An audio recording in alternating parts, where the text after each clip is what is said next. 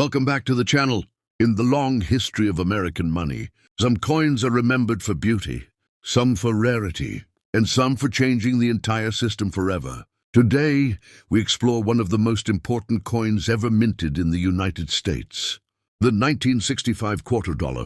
America before 1965, the silver era. For more than 170 years, U.S. coins were made with real silver.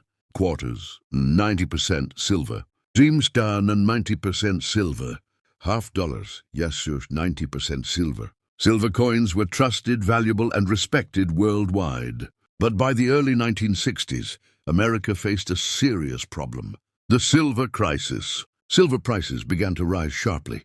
People started hoarding silver coins, melting them for profit, removing them from circulation. Banks ran out of coins. Vending machines stopped working. The U.S. economy felt the pressure. The government needed a solution, fast. The Coinage Act of 1965. In 1965, the U.S. Congress passed one of the most important laws in monetary history, the Coinage Act of 1965. This law removed silver from quarters and dimes, reduced silver and half dollars, introduced clad coinage, base metals. This decision marked the end of the silver coin era, birth of the 1965 quarter dollar. The 1965 quarter looks similar to older quarters, but inside, everything changed. Composition. Outer layers, copper-nickel. Core, pure copper. Silver content, none. This was the first non-silver quarter in U.S. history. Obverse design, George Washington. Portrait of George Washington. Designed by John Flanagan. Facing left. Words. Liberty. In God we trust. 1965. Though the metal changed, the design remained familiar to avoid public panic.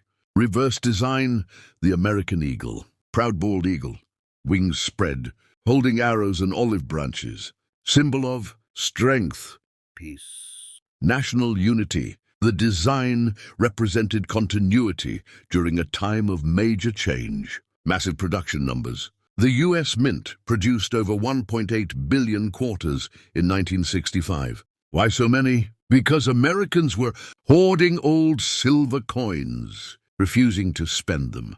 The government flooded the market with new quarters to restore circulation. No mint marks, a special decision. From 1965 to 1967, U.S. coins had no mint marks. This was done to prevent collectors from hoarding new coins, discourage speculation. Every 1965 quarter looks the same, whether minted in Philadelphia or Denver. Value of the 1965 quarter today. Circulated condition. Face value 25 cents. Collector value very low. Uncirculated, high grade, worth a few dollars. Error coins. Some rare errors are valuable, including off-center strikes, double dies, wrong metal planchets. These can be worth hundreds or even thousands of dollars. Why the 1965 quarter matters. This coin represents the end of precious metal money, the beginning of modern fiat coinage. A turning point in U.S. economic history. Every quarter you use today traces its roots back to 1965. Legacy of the 1965 quarter.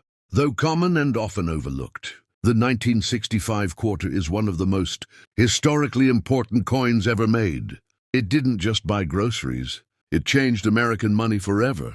If you enjoyed this deep dive into U.S. coin history, don't forget to like, subscribe, and comment. Tell us, do you still have a 1965 quarter in your pocket today? See you in the next history video.